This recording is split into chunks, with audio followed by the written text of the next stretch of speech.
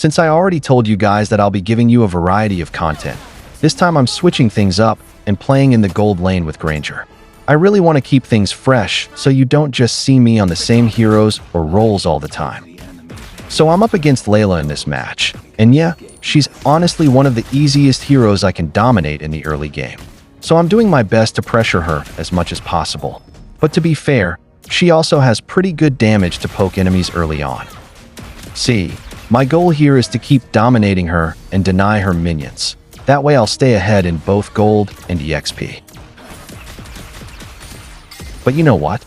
To be honest, Layla isn't as weak in the early game as most players think. People usually say she's only good in late game, but that's not completely true. In fact, she actually has one of the best poke potentials among marksmen early on, thanks to her long range and surprisingly high base damage. But in this match, she didn't know how good Layla can be if she could utilize her full potential. Players often underestimate her early game power, but once her first skill, second skill, and a basic attack connect, you'll lose almost half your HP instantly. I know this from experience. I used to play Layla a lot last year and had over 81% win rate with her. And by the way, I only played her in Glory and Immortal ranks, so don't think she's only strong in Epic or Legend. If you truly understand her potential and use her the right way, staying aware of your positioning, keeping your distance, and taking advantage of that range and damage, you'll see how powerful she really is. And of course, we all know how insane she becomes in the late game. But remember, you can't pick her in every situation. For example, do you know that there was a meta once where EXP laners like Ruby and others were used in the gold lane? During that time, Layla was extremely vulnerable. Actually, almost all marksmen struggled in that meta. Oh, and by the way, I also have a WhatsApp community that you can join. It's not just for updates, but also for you to send me your best gameplay clips. The most impressive clips will be featured right here on my channel for everyone to see. This way, it's not only about me creating content for you, it's also about you being a part of it. I genuinely want you to be involved in my journey and the content we create together.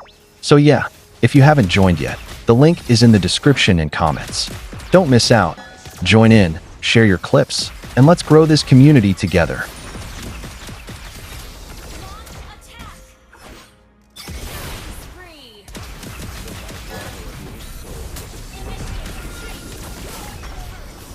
Granger is, if not the best, definitely one of the best marksmen in the entire game. No one can really deny that. Everyone knows that his dash got shortened like crazy. It honestly feels like the old Clint's second skill. Though now, Clint's dash range has been increased. Meanwhile, Granger's got cut down a lot. Because of that, his mobility got affected in a bad way. But even then, Granger's mobility is still pretty solid. Every shot of his ultimate gives him a little movement, while also slowing the enemies. That makes it harder for them to escape when you're chasing. And on top of that, his first skill also helps him move around, which is super useful for marksmen. But there's one thing that really disappoints me about Granger, and that's his late game damage. I mean, it's not completely useless, but compared to other marksmen, it just falls off a lot. Think about it this way. Let's say you're playing Granger, and the enemy is Layla or Leslie. Both of you are fully farmed. In that kind of fight, they can kill you in just 2 hits. Meanwhile, you have to keep shooting them again and again, and still can't finish them off easily. That's what makes his late game damage feel so bad sometimes. Who else has experienced this like me?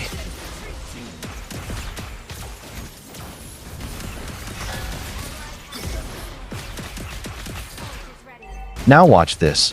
This is the best part of the match.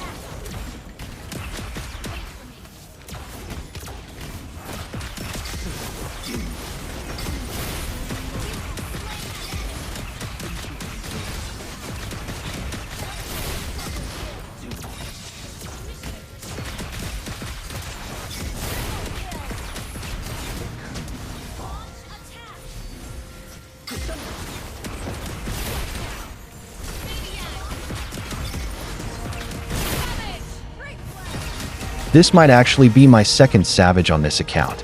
By the way, I've got quite a few accounts, probably around 6 to 9 in total. Crazy, right? Some of you guys often ask me, which one is your main account? But honestly, I don't really have a main account. I just play on whatever account I feel like at the moment. You could say that every account is both my main and my smurf, depending on my mood. I did forget the login password for a few of them though, but I still have around 4 accounts and 2 of them I use regularly. So in this match, my opponent in the gold lane was Leslie, and honestly, she wasn't really a big threat. Mostly because Selena was our roamer, and she was helping me so much, so we managed to dominate her pretty easily. But the problem in this game was Gusion in the mid lane. I seriously hate it when the enemy picks Gusion mid whenever I'm playing marksman, because once he clears his mid wave, he can rotate to my lane anytime, and when he reaches level 4, it's almost impossible to escape if he targets you. And yeah, that's exactly what happened in this match. He kept rotating again and again, trying his best to shut me down. And funny thing is, he was only focusing me the entire game.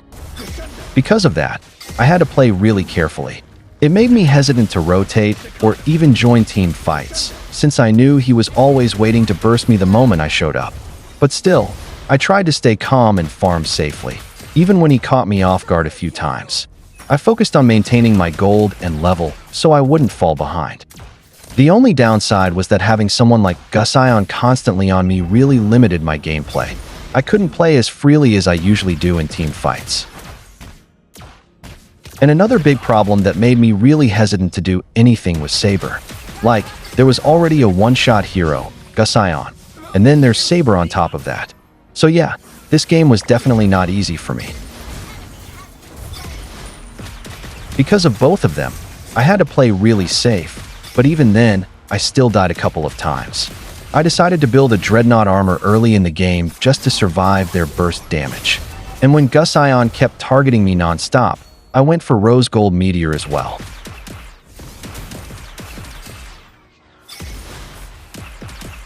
That's why you should always adjust your build based on your opponent's abilities.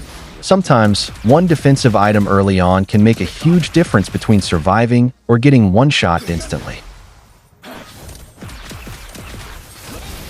As you already know, Rose Gold Meteor is really good in the early game.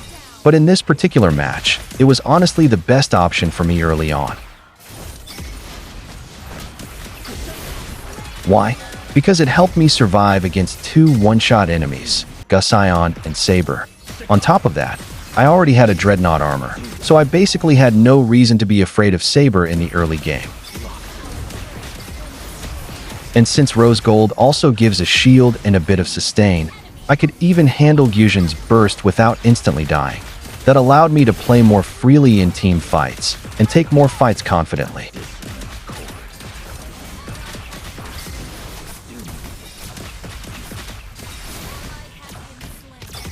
But remember this, these small defensive items only help during the early to mid game. Once it reaches the late game, you can't rely on them completely.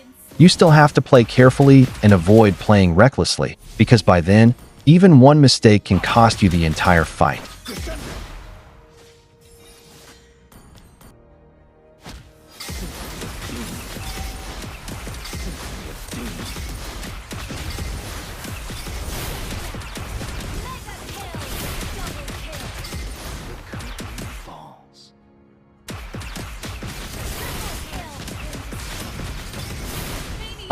After a lot of hardships, I got my revenge.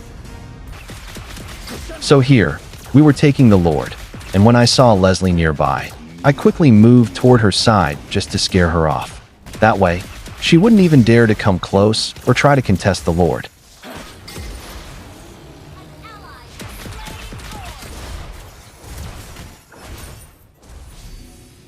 As you guys can see, Gusion was marking me like crazy in this match. So yeah, this game was definitely not a free one for me. I already expected that they would try to target me, but honestly, I didn't expect them to focus me this much. They were literally on me every chance they got. But you know what? That's still not enough to limit me. Even when I'm at a disadvantage, I still turn things around and clap their cheeks. This last fight with Gusion was my revenge for how he kept targeting me the whole game. That final kill gave me pure satisfaction. Even though I died right after, it was totally worth it. So this time, I played on another one of my accounts, and my opponent was Beatrix. Right from the start, I could tell this match would be interesting. One thing that really stood out was our team's coordination. Since this was a trio gameplay, we were able to communicate and cooperate much better than usual. That made a huge difference in how we controlled the map and handled team fights. Even small things like timing our rotations or helping each other secure objectives felt smoother than usual. Another major advantage for us was that our mage was Lu E. She gave us incredible mobility and ganking potential. With her skills, we could gank almost every lane, apply pressure on the enemies, and force them to play more defensively. This not only helped us secure kills, but also made farming and taking objectives much easier for our team. Overall, having a coordinated trio along with a strong mage like Lu E made this match feel much more controlled and strategic, which allowed me to focus on playing aggressively and making the most out of every opportunity. And because of our mage, moving around the map became much easier for me. I could quickly travel from my gold lane to the mid lane, and even rotate to help in a double lane situation whenever it was needed. This kind of flexibility allowed me to respond to fights, ganks, or objectives much faster than my opponent could anticipate.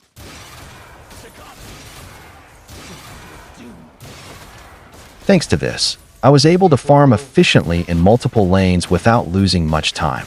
I could secure more gold and experience, which put me ahead of my opponent in terms of both items and level.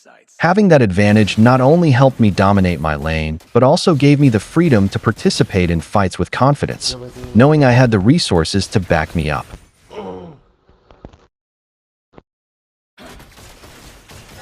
On top of that, moving between lanes allowed me to pressure the enemy team in multiple places at once. Even if my opponent tried to play safe, I could still catch them off guard with rotations or help teammates in mid or side lanes. Essentially, our mage made it possible for me to maximize farm and map control at the same time, which is a huge factor in staying ahead and keeping the momentum of the game on our side.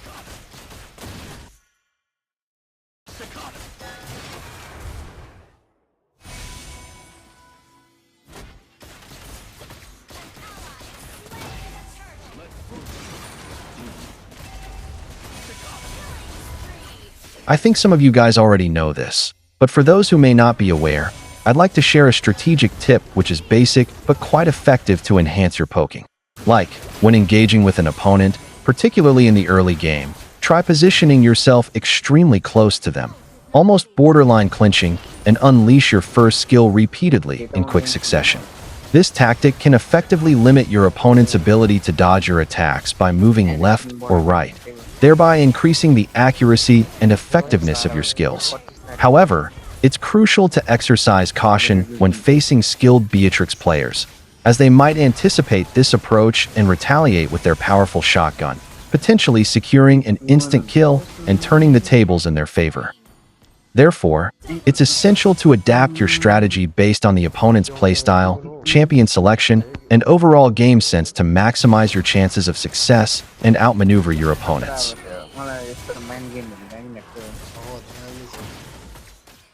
Thanks so much for watching the video. If you're enjoying the content so far, please don't forget to like this video and subscribe to the channel.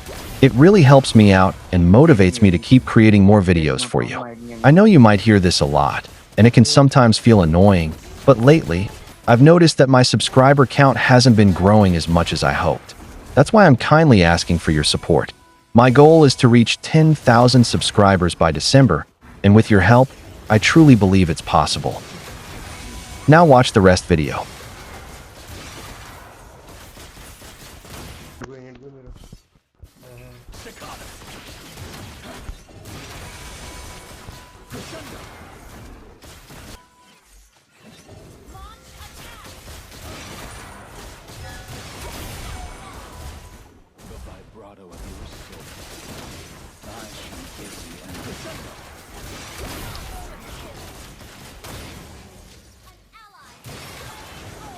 Absolute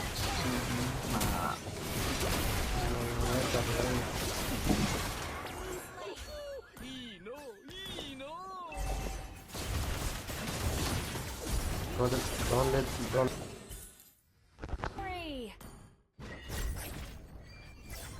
experience the